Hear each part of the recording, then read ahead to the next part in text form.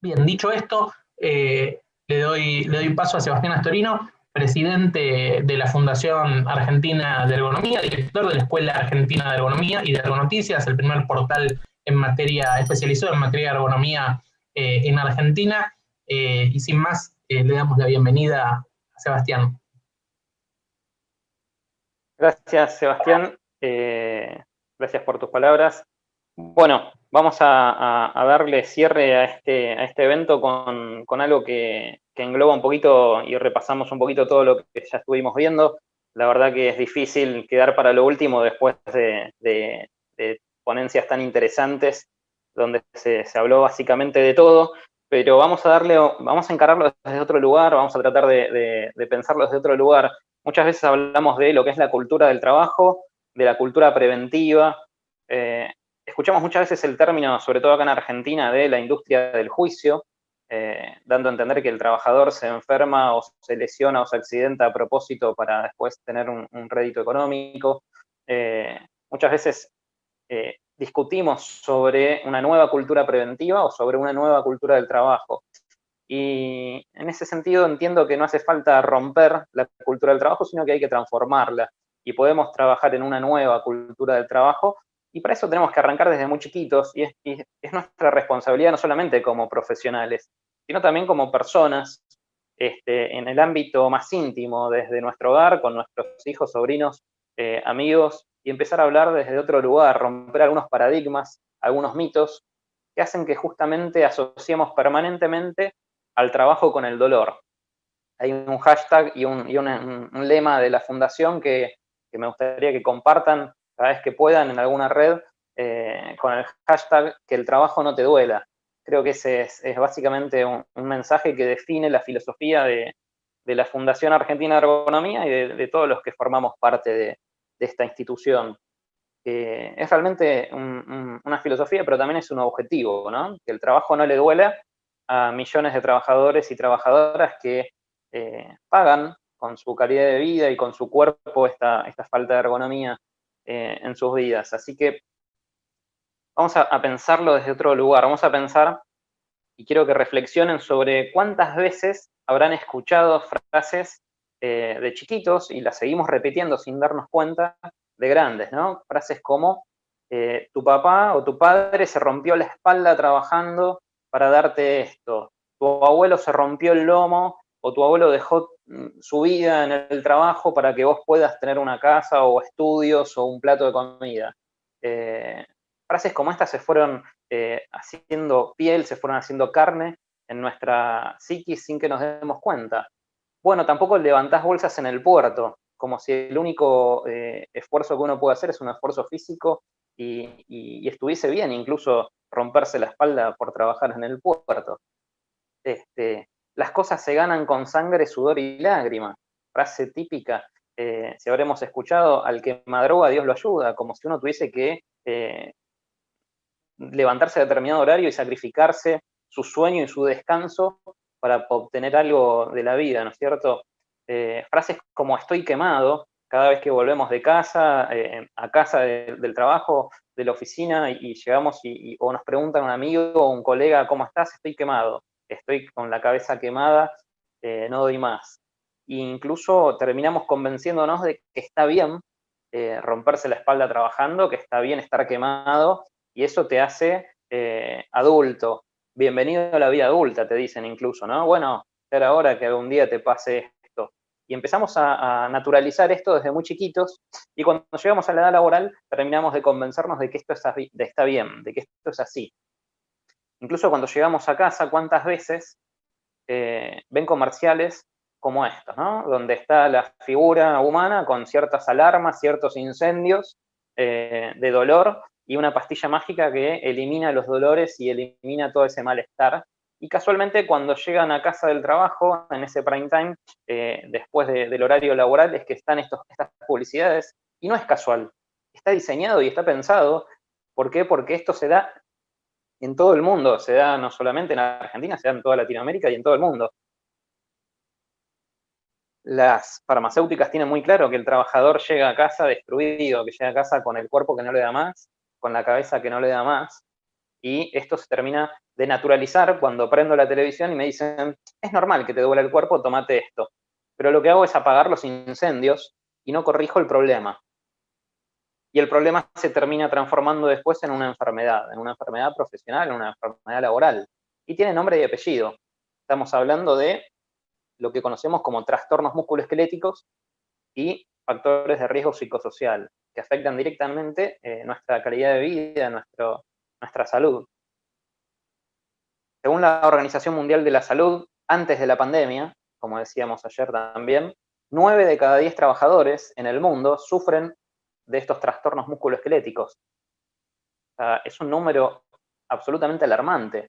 ¿Cómo puede ser que si esto lo sufren 9 de cada 10 trabajadores, no sea tapa de diarios, no sea una discusión permanente en todos los foros de prevención? ¿Por qué no está en el primer plano? ¿Por qué si 9 de cada 10 sufren esto, no es un punto principal en todas las agendas de prevención en el mundo? Justamente porque está naturalizado el dolor. Está naturalizado que me duela el cuerpo y está naturalizado que me duela la cabeza, la espalda, el cuello, la cintura, los brazos, y que esté fatigado cuando llego a casa. Pero si yo llego a casa con dolor, con fatiga, es porque algo está mal diseñado o porque algo estoy haciendo mal. Es importante que dejemos de naturalizar el dolor en el trabajo. Por eso es que 9 de cada 10 sufren este tipo de trastornos, y esto sigue siendo una pandemia, como decimos, silenciosa.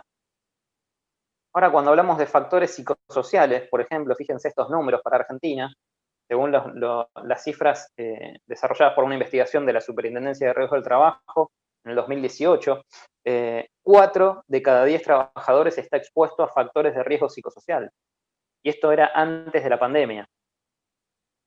Imagínense estos números cuando pasamos a una situación en la que aquellos que hacen teletrabajo están en situaciones totalmente diferentes, como decía Luciana, como conversábamos con el resto de los exponentes, en situaciones muy particulares, donde desde lo psicosocial y desde la organización física de ese espacio de trabajo, no estamos en las condiciones ideales. Imagínense cómo estos números se han modificado durante esta pandemia, no solamente para el que está haciendo teletrabajo, sino también para aquel que siguió haciendo sus tareas, para el personal de salud. Imagínense hoy cómo está el personal de salud.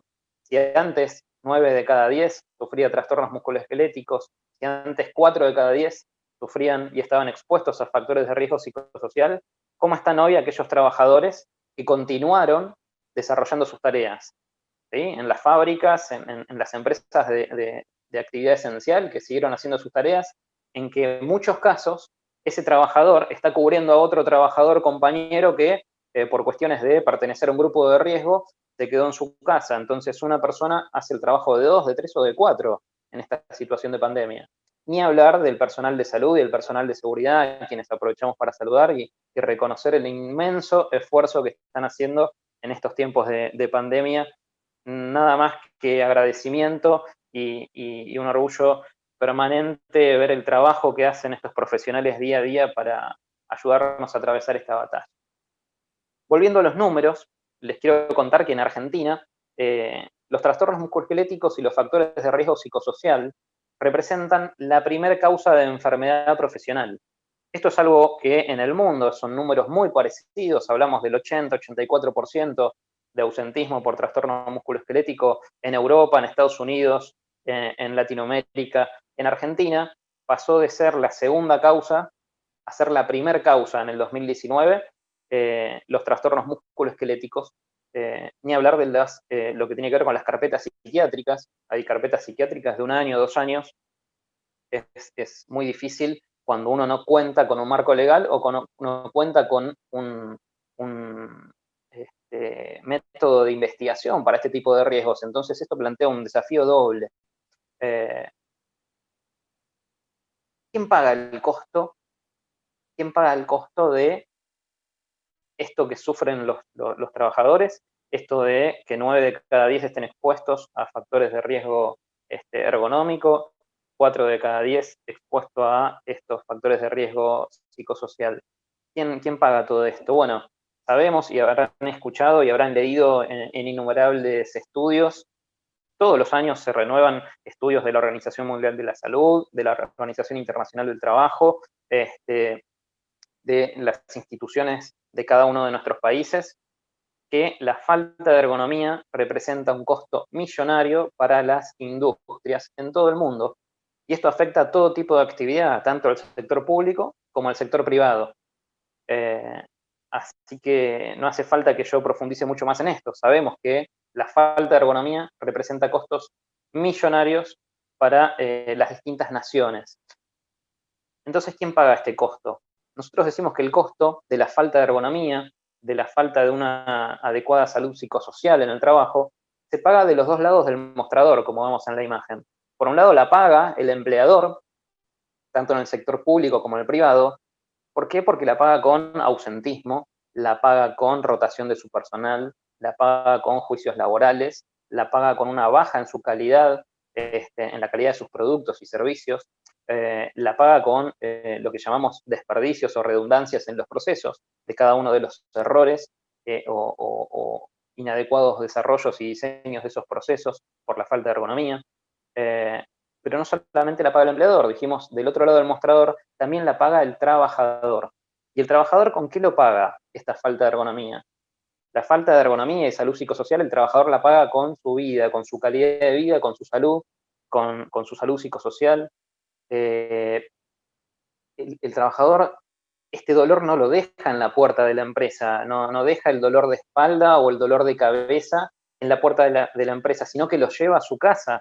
Cuando llega a su casa no puede hacerle upa a sus hijos, o no puede practicar el deporte que le gusta, o no puede disfrutar de una actividad familiar o social. ¿Por qué? Porque está con el cuerpo que no le da más, o con la cabeza que no le da más. Entonces, esta falta de ergonomía y salud psicosocial se paga entonces, como decíamos, de los dos lados del mostrador.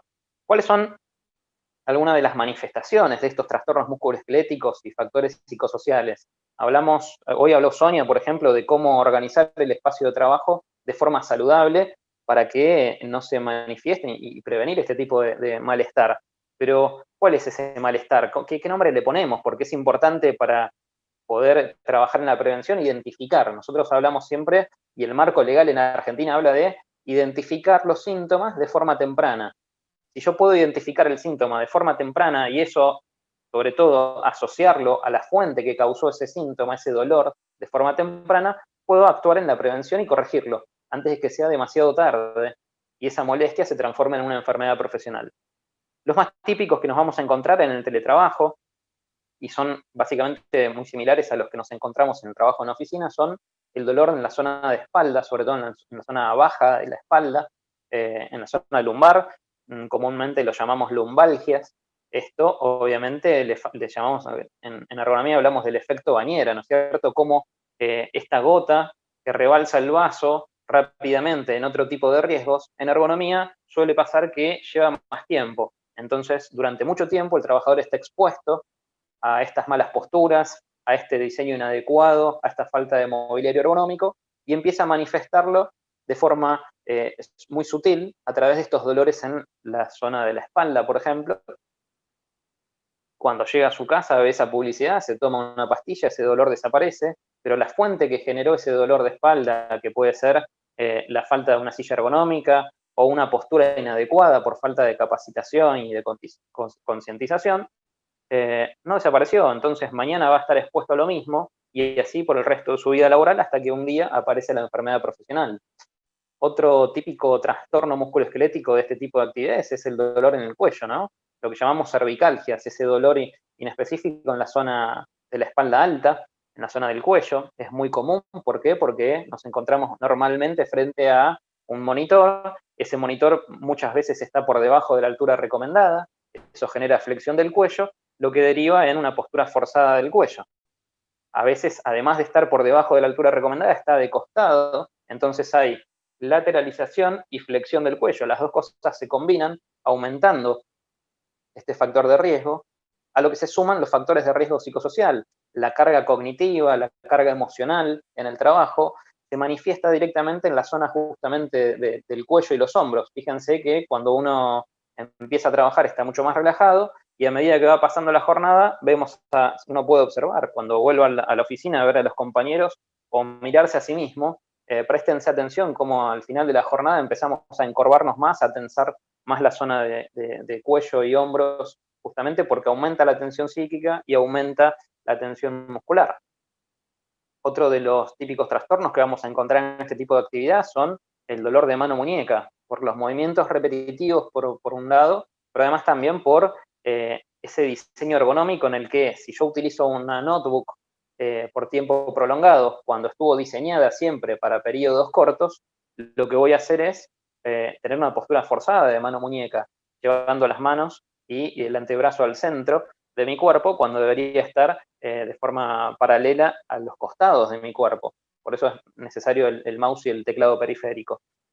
Si además tenemos otro factor como la altura de la mesa de trabajo, donde hace que haya además una flexión o postura inadecuada de lo que es la zona de mano-muñeca, esto aumenta también ese riesgo, ni hablar si estoy apoyando la zona de la muñeca en un borde vivo. Por eso es necesario el mousepad y por eso es necesario que coincida la altura del antebrazo con la mesa y el apoyabrazos de la silla.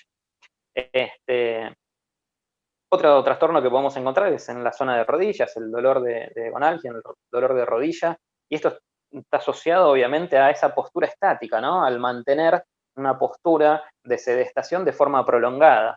Pensemos que estamos muchas horas sentados sin mover esa articulación, muchas veces incluso cuando yo regulo la silla hacia arriba, como me quedan las piernas en el aire, ¿qué hago? Apoyo los pies en las rueditas de la silla ergonómica, llevando los pies hacia atrás, generando una interrupción adecuada en esa circulación sanguínea en los miembros inferiores, sumado a esa postura forzada de tensión en la zona de rodilla, sumado a la falta de movilidad de manera prolongada, me terminan doliendo las rodillas por estar sentado tantas horas, cuando uno piensa que esos dolores tienen que ver más que nada con la actividad física, pero también la falta de actividad y la falta de movimiento genera esos dolores.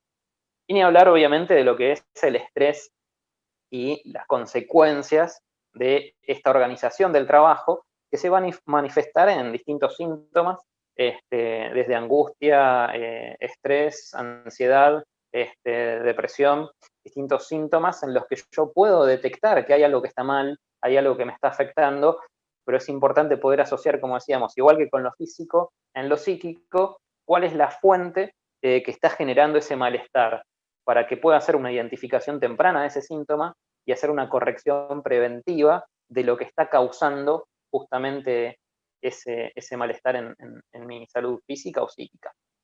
Por eso entendemos desde la FADE, desde la Fundación Argentina de Ergonomía, que la propuesta es simplemente el desarrollo de la ergonomía. Cuando digo simplemente no es porque sea simple, sino porque entendemos para nosotros que no hay otra opción que trabajar sobre esto, que es desarrollar la ergonomía como esa herramienta de base para enfrentar esta problemática. Por eso el objetivo de la Fundación es desarrollar la ergonomía en el país y obviamente en la región, porque entendemos que es la herramienta que nos va a permitir adaptar justamente, que es la función de la ergonomía, adaptar esos sistemas, esos ambientes de trabajo, esa organización del trabajo, las herramientas, los procesos al trabajador y a la trabajadora, y que no sea al revés. ¿Por qué? Porque cuando es al revés y donde el trabajador o la trabajadora se adaptan a esa herramienta, a esos procesos, a esos espacios, a esos ambientes, a esos sistemas, ahí es donde encontramos la falla.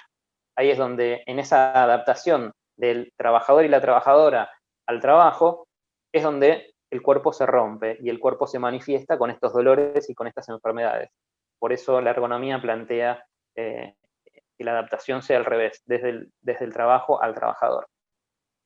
Y para eso es necesario contar con un marco legal. Por eso es importante, y veía algunos de los comentarios ayer y hoy, sobre la importancia de dos cuestiones, ¿no? De tener un marco legal y del rol del sindicato, del gremio, de los representantes de los trabajadores. Es imposible hacer ergonomía si no hacemos ergonomía participativa. Entonces, desde ya es necesario la interacción y el trabajo permanente con los gremios, con los sindicatos, con los trabajadores. Esto es absolutamente necesario. Pero también es necesario que en cada uno de los países de la región, en Europa está muchísimo más avanzado y vamos avanzando nosotros cada país de Latinoamérica, de Centroamérica a su paso, pero es importantísimo contar con un marco legal de referencia, porque si uno no pone estos marcos, depende de la voluntad del empleador.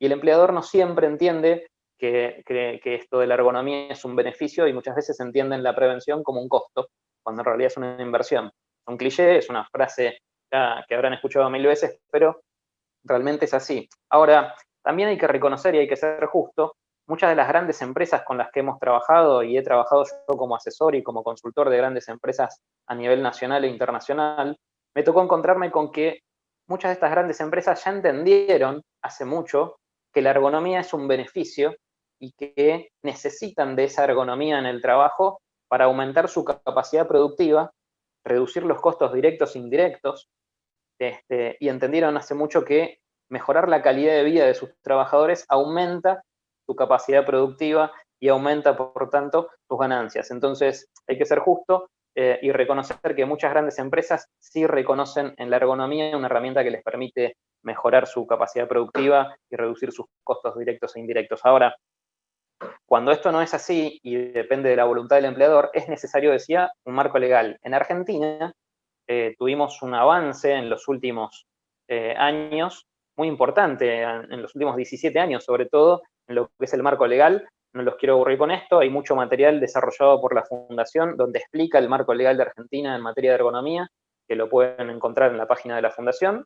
Pero sí voy a mencionar los puntos más importantes, y es que desde el 2003 en Argentina contamos con un marco legal que plantea, en la resolución 295 del año 2003, que para enfrentar los trastornos musculoesqueléticos y los factores psicosociales, el Estado Nacional en Argentina reconoce que la herramienta base es el programa de ergonomía integrado.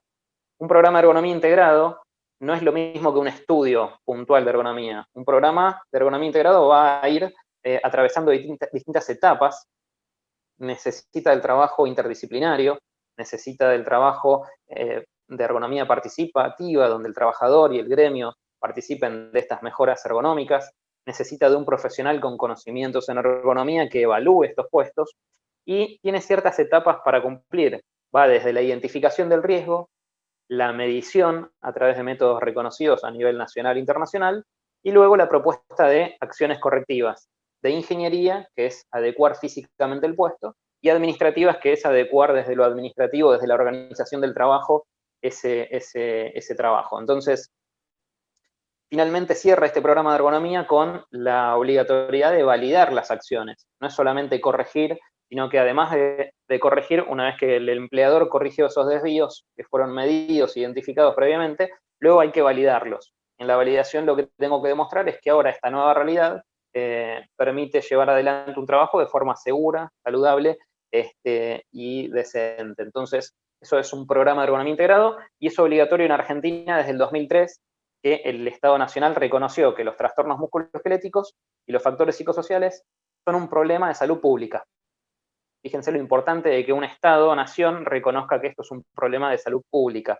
¿Por qué? Porque además también hay todo un subregistro de estas enfermedades profesionales que luego se manifiesta en un costo para la salud pública, porque hay trabajadores que quedan fuera del sistema, que después no pueden ingresar al mundo laboral porque ya tienen una hernia, porque ya están rotos, porque ya quedaron con una discapacidad laboral, pero además también es importante porque el trabajador, cuando ya se rompe, cuando ya desarrolla estas patologías, llega a un punto en que en la empresa ya no se puede seguir rotando a tareas livianas. ¿Por qué? Porque ya siguen acumulando cada vez más trabajadores rotos. Entonces, por eso es importantísimo contar con este marco legal y un programa de ergonomía integrado.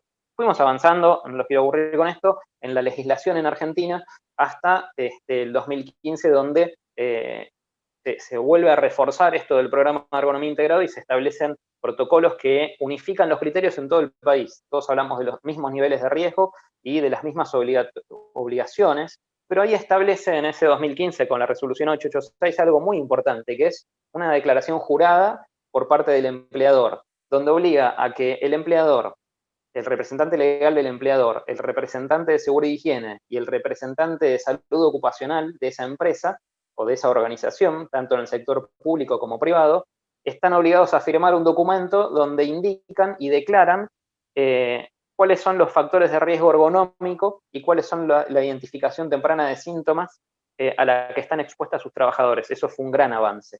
Y obviamente luego avanzamos en materia de límites de manipulación de cargas. Ahora, ¿cómo llegamos a eso? ¿Por qué llegamos a eso en Argentina? ¿Por qué tenemos una legislación tan avanzada? Que quiero aclarar, una legislación, por más avanzada que sea, si no contamos con organismos de control comprometidos, básicamente es una linda literatura y es una linda declaración de intención.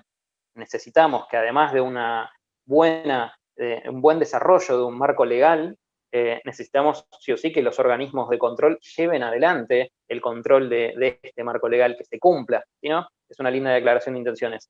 En ese sentido, celebramos que desde hace ya 2 años estamos trabajando desde la Fundación Argentina de Ergonomía con la Superintendencia de Riesgos del Trabajo, que es el organismo de control aquí en Argentina que se encarga de velar por el cumplimiento de este marco legal. Y este año empezamos a trabajar también con el Ministerio de Trabajo en el mismo sentido. Y con los representantes de los trabajadores a través de la Central de Trabajadores, de la CGT. Entonces, podemos trabajar en lo que es la formación sindical y la formación de inspectores en materia de ergonomía y salud ocupacional. Eso es fundamental. Si no, ese marco legal es imposible que se cumpla. Y ahí quiero mencionar otro actor que es necesario que se comprometa y haga un cambio de paradigma en este sentido, que son las aseguradoras de riesgo. Sé que hay muchos profesionales y colegas que hoy están participando del seminario y ayer del simposio, y estuvieron también ayer, de distintas aseguradoras de riesgo. Y es necesario que las aseguradoras de riesgo también cumplan con este marco legal, hagan cumplir este marco legal y asesoren a sus clientes en este sentido. Pero decía, ¿cómo llegamos a este marco legal en Argentina? ¿Por qué se logró esto? Y fíjense, desde 1902 se da la historia de la relación entre la ergonomía, la salud psicosocial y nuestro marco legal. Y ya en ese sentido tenemos que mencionar el trabajo, y no es casual, de los sindicatos. ¿Qué fue lo que pasó con los sindicatos en este sentido? En 1902 en Argentina se da la primera huelga nacional. Hasta ahí en Argentina no había habido nunca en la historia de nuestro país una huelga nacional. ¿Por qué se dio esa primera huelga nacional?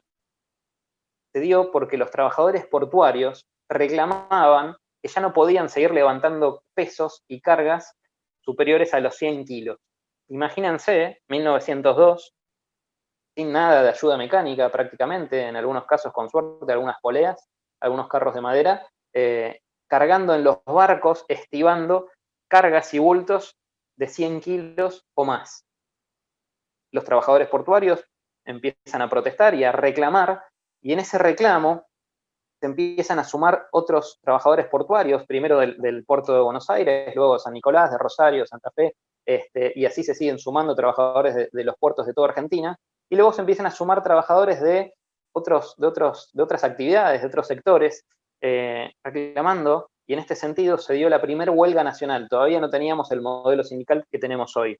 Pero fíjense la relación con la falta de ergonomía y el sindicato, cómo se dio, y a partir de ahí, obviamente, el reclamo fue logrando el avance en marco legal. En ese momento no fue auspicioso, no contábamos con nada de marco legal en ese sentido, y los trabajadores fueron reprimidos.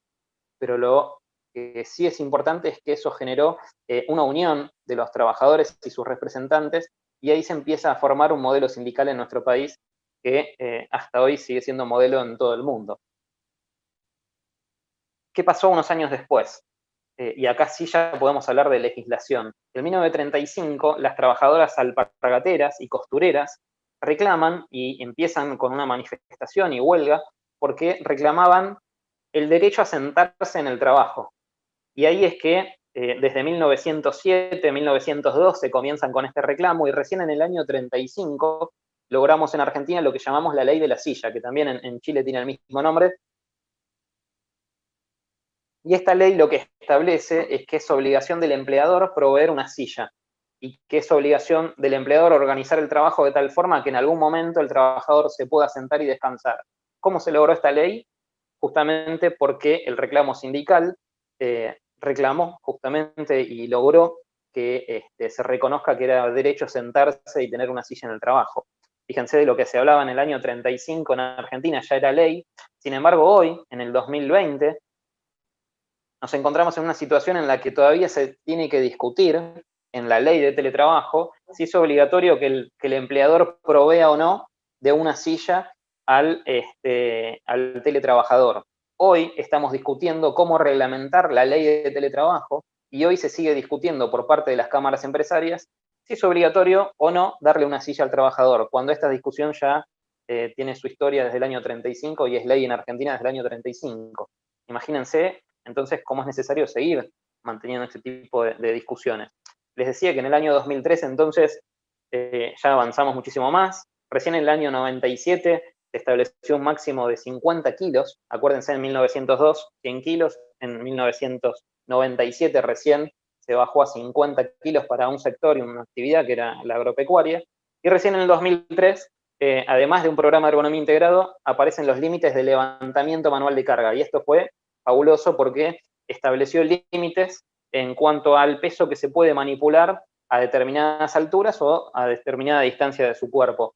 También límites para lo que es el movimiento manual repetitivo, y en este caso incluyendo también al trabajo de utilizar ordenadores, es decir, computadoras con pantalla de visualización de datos. Entonces, desde el 2003 también se reguló en Argentina cuánto es el periodo de actividad y de descanso que un trabajador puede o debe tener sin lesionarse utilizando un teclado y un mouse.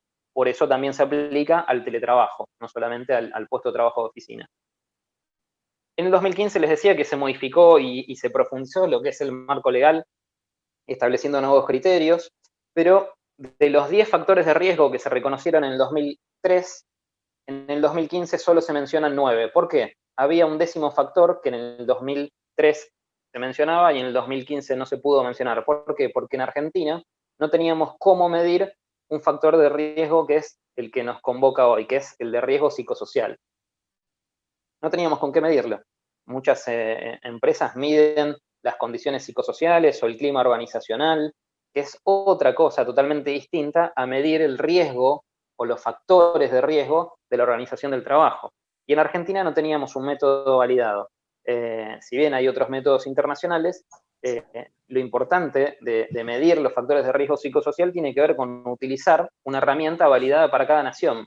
Por eso el COPSOC es un método que nos permite medir los riesgos psicosociales en todo el mundo, pero para que sea aplicable, yo lo que necesito es utilizar un baremo nacional en cada uno de sus países. Yo ayer vi también, creo que era una de las preguntas, y eso quiero aprovechar el momento, preguntaban cómo hago para tener el ISTAS o el COPSOC versión de mi propio país, en Perú, en Guatemala, en México. Bueno, en Brasil ya se hizo, en Chile se hizo, en Argentina se hizo, es a través de un proceso de validación.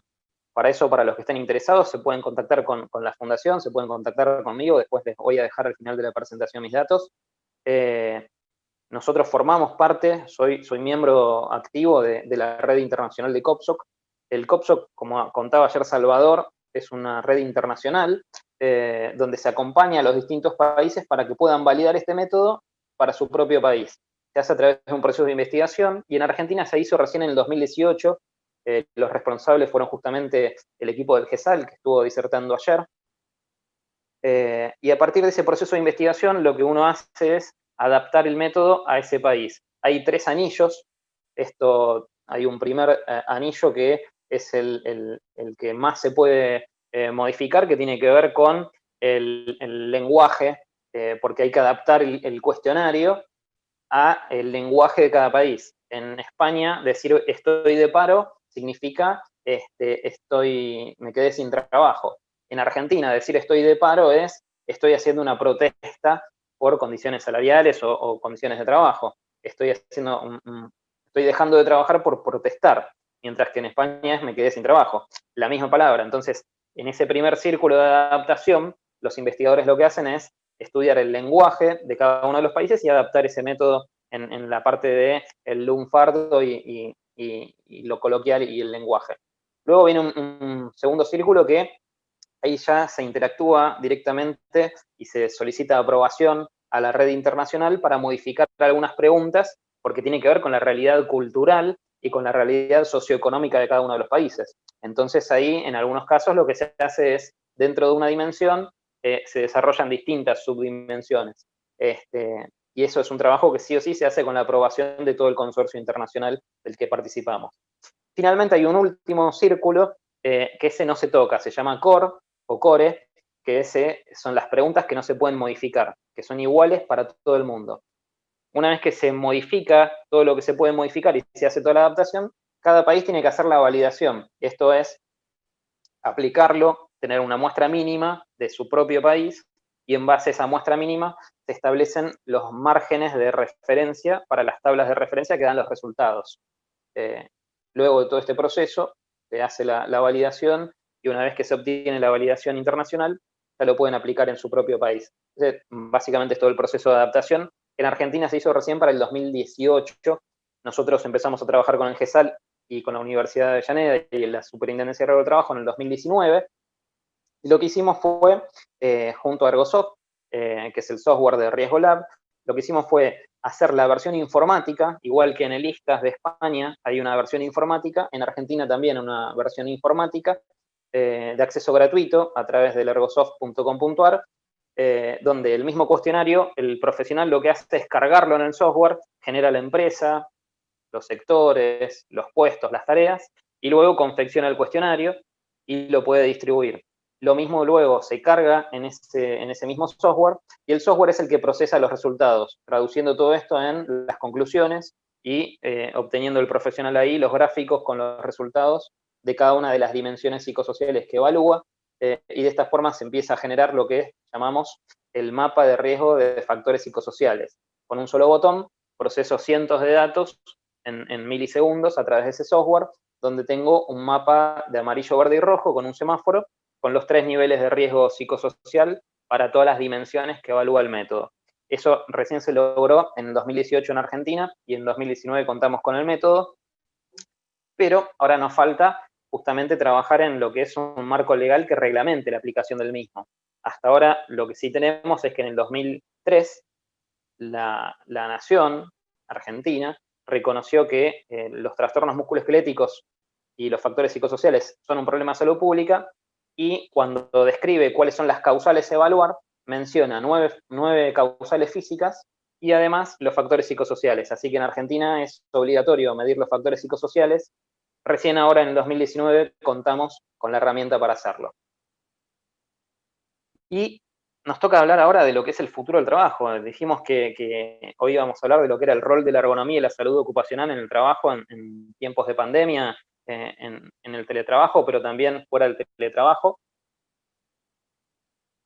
Y para eso tenemos que pensar qué es lo que nos depara el futuro del trabajo, ¿no es cierto? Y cuál fue la relación de la ergonomía con la adaptación de esas modalidades y esas formas de trabajar.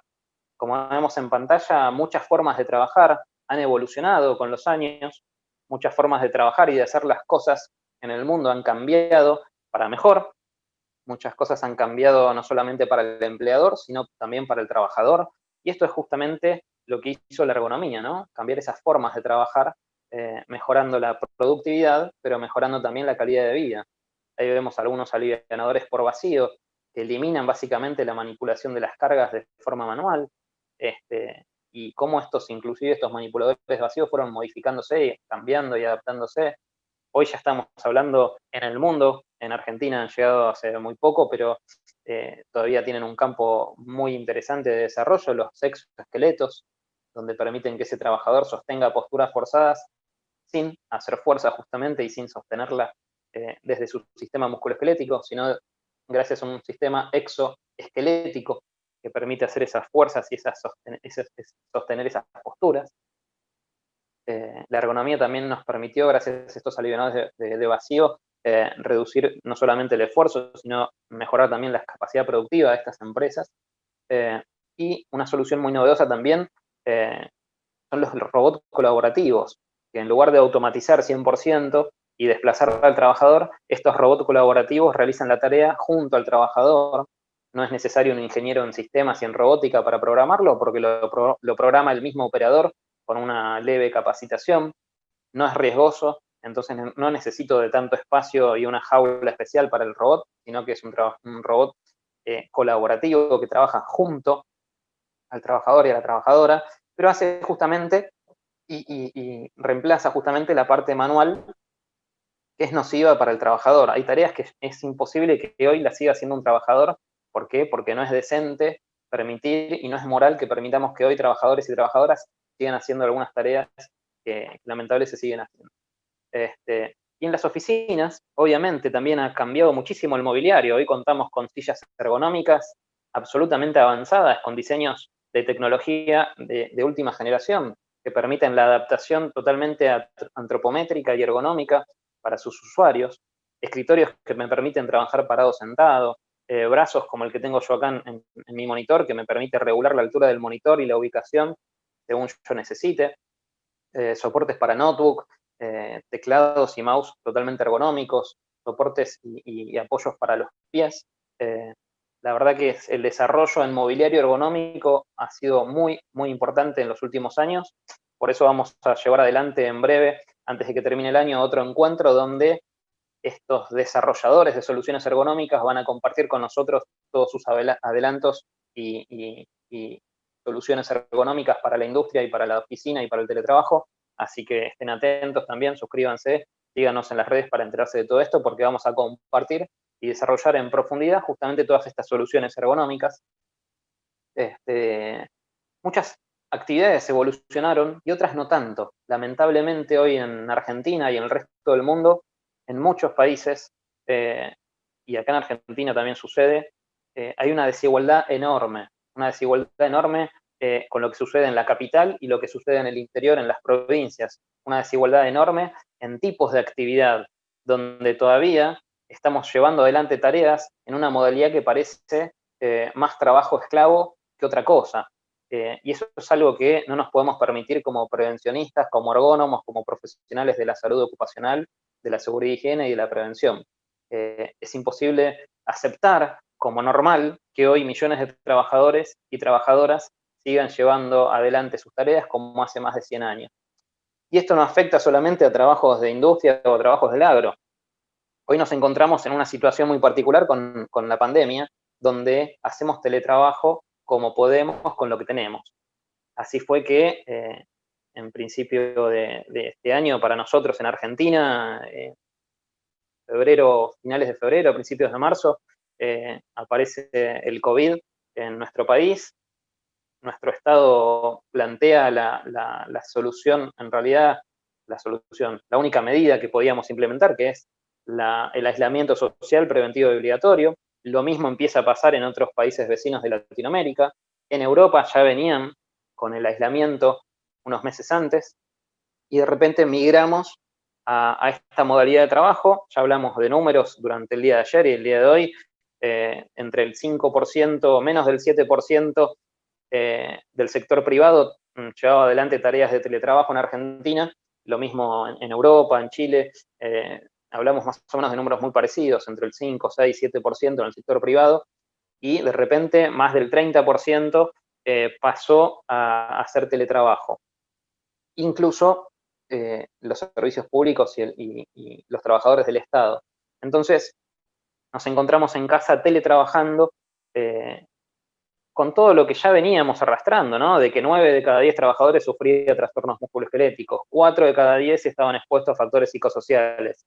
Todo eso en un marco de trabajo tradicional, donde alguien pensó en ese espacio de trabajo, donde alguien pensó en esa organización del trabajo, donde alguien compró una silla, un escritorio y más o menos, con suerte, tenía un espacio de trabajo más o menos saludable. Imagínense si en esas condiciones los números eran que 9 de cada 10 lo sufrían, que 4 de cada 10 lo sufrían, imagínense cuando saco todo eso que me da el trabajo, que es igualador porque todos los que estamos en ese trabajo hacemos las tareas con las mismas herramientas, con el mismo mobiliario, en las mismas condiciones. Cuando yo saco ese igualador, me encuentro con otras grandes desigualdades. Y ahí nos encontramos con que no todos tenemos lo mismo en casa, no todos tenemos la misma cantidad de ambientes, no todos tenemos los mismos mobiliarios, no todos vivimos y compartimos una misma dinámica familiar. Algunos no tenemos hijos, pero tenemos mascotas. Ayer hablaban mucho también, ¿no? de cómo los hijos complican la dinámica laboral porque se cruza con la dinámica familiar, pero también estamos los que tenemos mascotas y no es fácil. Muchas veces me pasa cuando estoy haciendo un vivo, y lo confieso, que la gata se sube al escritorio y me tira de la pantalla, o se me sube y se me cuelga de los pantalones, o que el perro empieza a rascar la puerta de la habitación o de la casa. También forma parte de todo esto que están viviendo los teletrabajadores y las teletrabajadoras. Ni hablar lo que le pasa a aquellos que están con los chicos, que además también necesitan hacer homeschooling y están estudiando a distancia. Muchas veces hay una sola computadora que hay que compartirla. El comedor es ese centro donde todos estamos trabajando y estudiando juntos, entonces no hay intimidad, no hay posibilidad de concentrarse, y ni hablar cuando a esto se le suma otra cuestión que tiene que ver con el diseño y lo que nos quieren vender como algo bonito, ¿no? Ahí es donde es un problema. Nos cansamos de ver últimamente publicaciones de sillas y de escritorios para home office, como esta que vemos en pantalla. Todo muy bonito para el diseño, todo muy bonito para el que vende ese mueble, pero de ergonómico no tiene nada, y las condiciones que teníamos pre-pandemia se agravan enormemente cuando pasamos a esta situación y estas condiciones de trabajo, que ya se habló muchísimo estos últimos 2 días, así que no los quiero aburrir con esto, pero este tiempo de pandemia nos obliga a repensar cuáles son las condiciones en las que estamos teletrabajando. Y como decíamos desde un principio, decimos teletrabajando por una cuestión pedagógica o semántica, porque sabemos que no es teletrabajo lo que hacemos, sino que es trabajar de forma remota y obligatoria por una cuestión de prevención y cuidado de nuestra salud frente a esta pandemia. Entonces, hablábamos del futuro del trabajo, y eso nos presenta nuevas tecnologías que nos presentan también nuevos desafíos. Nuevas formas de trabajo se aparecieron desde el año pasado, sobre todo en Argentina, con las apps, con los repartidores, con nuevas formas de hacer algo que antes se hacía de otra forma. Sin embargo, con este nuevo trabajo nos encontramos también con nuevos desafíos y nuevas preguntas. ¿Qué hacemos con un trabajador que lleva la carga en la espalda en una heladera, en una bicicleta? ¿Cuál es el peso que puede soportar en esa heladera? ¿Qué diseño tendría que tener esa mochila? ¿Cuántas horas puede pedalear un trabajador? Nos encontramos el año pasado discutiendo estas nuevas formas de trabajo, cuando en una visita que hicimos en España y empezamos a ver cómo venía la tendencia del trabajo colaborativo, lo importante que es la tendencia del trabajo colaborativo y el cool working, donde es todo muy bonito, pero nos encontramos con empresas donde eliminaron prácticamente en un gran porcentaje los puestos de trabajo tradicional para transformarlas en estos living, que son muy lindos para ir a tomar un café, pero es muy nocivo para que sea el puesto de trabajo permanente. Eliminaron el puesto de trabajo tradicional, donde yo sé que ese es mi escritorio, con las cosas que tengo en mi cajón, con las cosas que tengo en mi mesa, donde ya me acomodé mi silla y mi escritorio, y de repente cada uno llega y se sienta donde puede, chequea en una app donde se puede sentar, y después terminamos trabajando en estos living que son muy bonitos, pero que termino trabajando en una postura absolutamente nociva.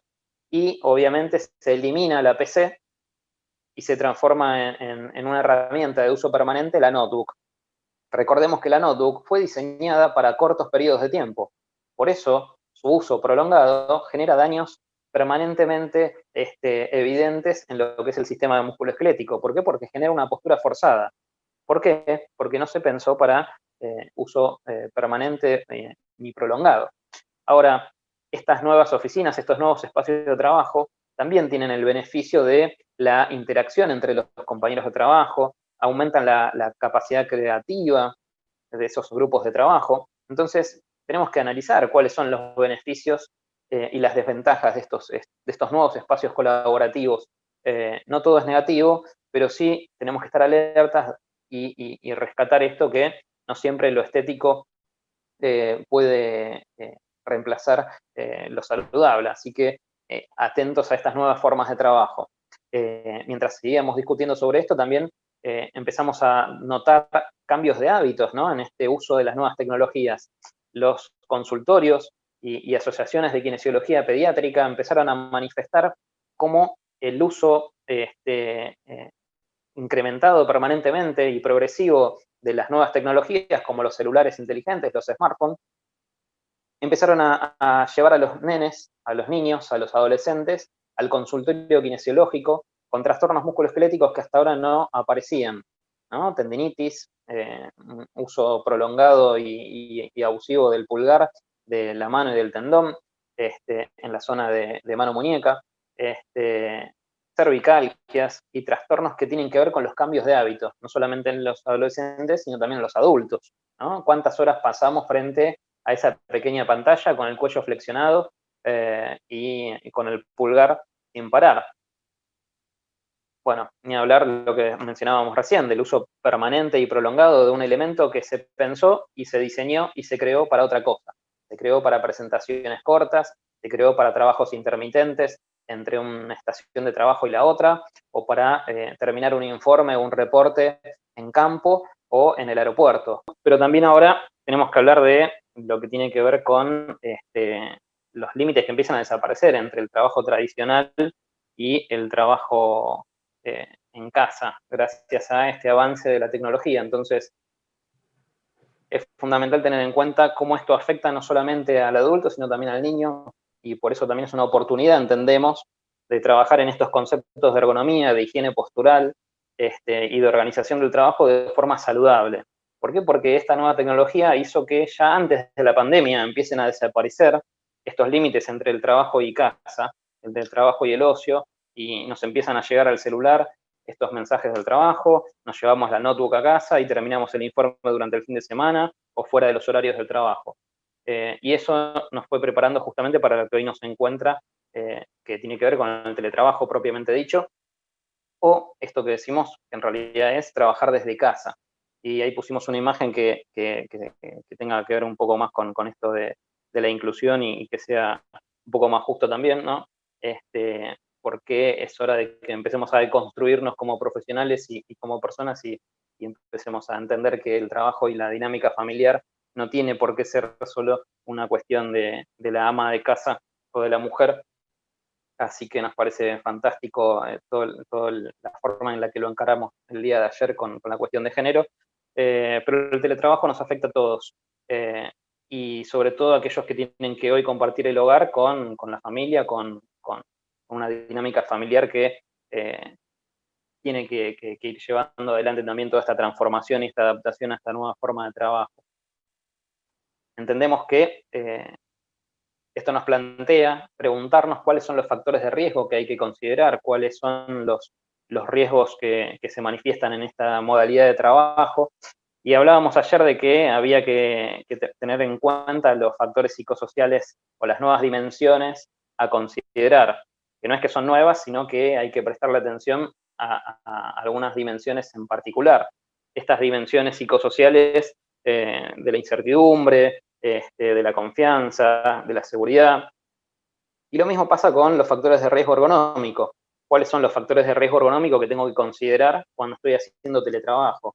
Si bien hay otros riesgos en el hogar, y esto es importante también recordarlo, en el hogar nos encontramos con otros riesgos que tienen que ver con los riesgos eléctricos, los riesgos de caída a nivel, riesgos de corte, no es solo riesgos ergonómicos, obviamente, pero a nosotros nos toca desarrollar esto en profundidad y en casa, en el trabajo en casa, cuando hacemos teletrabajo, tenemos riesgos muy particulares, que son los mismos riesgos que nos vamos a encontrar en la oficina o en el trabajo tradicional, cuando hacemos trabajo frente a un computador, a un ordenador o a una pantalla de visualización de datos. En ese sentido, si yo me pregunto cuáles son los riesgos a considerar, puedo hablar de las posturas forzadas, el estrés de contacto, el confort térmico y los movimientos repetitivos. Esos son los factores de riesgo ergonómico físicos más representativos para lo que es el riesgo en el teletrabajo. Ahora, estos riesgos obviamente están asociados a causas. Si yo lo único que hago es identificar el riesgo, pero no identifico la causa, es muy difícil que haga una corrección. Y si yo no hago una corrección, lo que va a pasar es que, aunque después me tome esa pastillita y ese analgésico, ese desinflamatorio o ese calmante, lo único que estoy haciendo es apagar las alarmas de esos incendios potenciales, de esos incendios que ya comenzaron. Lo que yo tengo que hacer es corregir y eliminar las fuentes de ese fuego, las fuentes de ese factor de riesgo. Entonces tengo que aprender a identificarlo. Tengo que identificar esa flexión o rotación o lateralización del cuello y de la cabeza, esa sedestación prolongada, darme cuenta que estoy mucho tiempo con el cuello flexionado o mucho tiempo con el cuello rotado o que estoy mucho tiempo sentado y hacer un cambio de postura. También prestar atención que si esto se da y que estoy tanto tiempo sentado, un elemento fundamental es la silla ergonómica, que esa silla se pueda adaptar a mí, que yo la pueda regular y que no sea al revés. ¿Qué hago cuando no tengo silla ergonómica? Como veíamos en la presentación de hoy de Sonia. Bueno, incorporar los almohadones en la zona lumbar, en la zona de muslos, adecuarlo también con un apoyapiés, tener en cuenta si puedo adaptar la altura de la notebook o de la laptop con algún soporte o con algún libro, una caja. Agregar el teclado y el mouse periférico va a ser fundamental para mejorar esa postura forzada. También hay otras condiciones, obviamente, como la iluminación, la calidad de aire, el ruido, que me permita una adecuada concentración, intimidad en el trabajo. Y todo esto va a depender de los ambientes. Por eso es importante poder elegir un ambiente específico de nuestro hogar, pero no siempre se dan las condiciones. Lo mismo tiene que ver con los factores de riesgo psicosocial, que son los otros factores de riesgo que tenemos que considerar. En cuanto a los factores de riesgo ergonómicos físicos, dijimos postura forzada, estrés de contacto, confort térmico, movimientos repetitivos. Dentro de los factores de riesgo psicosocial, lo mismo, se consideran los mismos factores de riesgo psicosocial que antes en el trabajo tradicional, pero en este sentido tenemos que prestarle atención particularmente a algunos otros que se ponen en juego, ¿no? Como la confianza, la información, eso me da previsibilidad y va a impactar directamente en la incertidumbre. Cuando yo no sé qué es lo que tengo que hacer, no sé a qué hora me van a llamar, no sé a qué hora voy a tener una reunión, todo eso aumenta las dimensiones psicosociales de incertidumbre, de confianza, de seguridad, no sé si voy a seguir teniendo trabajo. La doble presencia, como decía ayer Salvador, se potencia y se multiplica muchísimo más en estas condiciones de teletrabajo. ¿Por qué? Porque se dio justamente la doble presencia concreta y real. Estoy al mismo tiempo en dos lugares, físicamente y mentalmente. Estoy siendo padre, madre, hijo, hermano, primo, y dueño de la mascota, al mismo tiempo que estoy siendo el profesional que está llevando adelante esa tarea en una reunión de Zoom. Y literalmente se está dando esa doble presencia. Bueno, ¿cuáles son las formas en las que puedo reducir esa doble presencia? Establecer horarios, establecer una organización de esa dinámica familiar, donde de tal hora a tal hora no me pueden pedir cosas o tienen que respetar, no interactuar conmigo para que yo pueda concentrarme y hacer ese trabajo de forma saludable. Otra de las dimensiones, esconder emociones. Cuando uno estaba en el trabajo tradicional podía enojarse, cambiar el humor, ponerse de mal humor, después llegar a casa y desenfadarse, o al revés. En el trabajo no me podía manifestar mis emociones y cuando llegaba a casa me la agarraba con la familia, o me mostraba triste o enojado o preocupado. Ahora esto se da en simultáneo, ¿sí? Esto de esconder las emociones. Bueno, ¿cómo organizar esto? ¿Cómo poder reducir el impacto de esconder las emociones también? Bueno, las cuestiones de género fundamental, ¿cierto? Es importantísimo que lo tengamos en cuenta nosotros como preventores, pero también los empleadores. ¿Cuál es la dinámica familiar de cada uno de esos teletrabajadores y teletrabajadoras? El derecho a la desconexión, el derecho a cortar con esa jornada laboral, organizar los ritos y los rituales del trabajo, la hora del almuerzo, respetar esos horarios, respetar el decir, bueno, hasta acá llegó mi jornada, vestirnos, sentirnos que estamos trabajando, que estamos yendo a trabajar, esto es fundamental. También estar atentos a lo que tiene que ver con el acoso y el abuso laboral. Hoy también se puede entender como acoso o abuso que me estén contactando los fines de semana o fuera de los horarios. No hay un límite, hay justamente esto que decíamos recién, ¿no? Se empiezan a borrar esos límites entre el trabajo y la vida familiar. Así que bueno, de esto ya hemos hablado largamente, ampliamente ayer y hoy, pero sí me gustaría tener en cuenta esto, ¿no? Que es importante considerar cuáles son los próximos desafíos que nos plantea el mundo del trabajo. No va a ser nada fácil del mundo del trabajo post pandemia. Nos vamos a encontrar con una forma de trabajar diferente. Muchos vamos a volver al trabajo de a poco. El teletrabajo se va a sostener por mucho tiempo para muchas actividades. Incluso muchas quedarán de forma permanente haciendo teletrabajo. Incluso una distribución mixta, X cantidad de días en casa y X cantidad de días en la oficina. Pero lo importante es saber que vamos a volver a un mundo del trabajo totalmente diferente. Y es importante entender cuáles son los desafíos que nos plantea este nuevo mundo del trabajo. Y entendemos que la herramienta que nos va a permitir encarar de la forma más segura, saludable y decente este nuevo mundo del trabajo es la ergonomía. Por eso los invitamos a que lo hagamos más simple, lo hagamos más cómodo, lo hagamos más ergonómico. Sobre todo que luchemos juntos contra los trastornos musculoesqueléticos y los factores de riesgo psicosocial, que dejemos de naturalizarlos, que entendamos que son nuestros enemigos y que nosotros podemos hacer una diferencia, podemos cambiarlo, podemos cambiar esa realidad en nuestra vida, en nuestra forma de hacer lo que hacemos, y por eso queremos que nos acompañen en esta lucha y que tomen esta bandera de que el trabajo no te duela. Muchas gracias. Les dejo mis datos de contacto en Instagram, me pueden encontrar como Sebastián Astorino.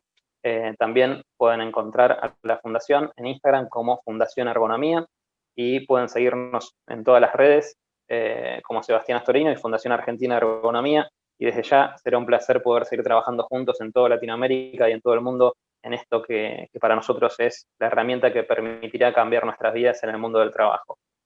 Muchas gracias y acuérdense que el trabajo no les duele.